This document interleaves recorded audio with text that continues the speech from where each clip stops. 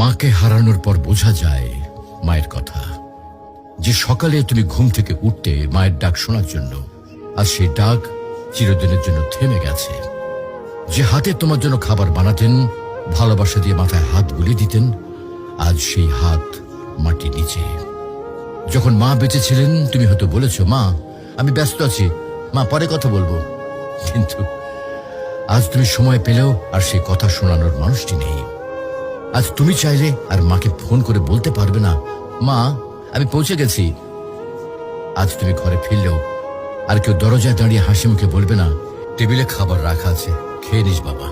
মাকে হারানোর পর বোঝা যায় তিনি শুধু একজন মা ছিলেন না, তিনি ছিলেন ঘরের আলো, জীবনের দোয়া আর হৃদয়ের শান্তি। এখন বুঝতে পারো মা যে বারবার নামাজের কথা বলতেন, ভালো মানুষের সাথে চলতে বলতেন, এগুলো তোমার জন্য কত বড় উপহার ছিল। প্রিয় ভাই বোন, মাকে হারিয়ে আফসোস করার আগে কদর করো।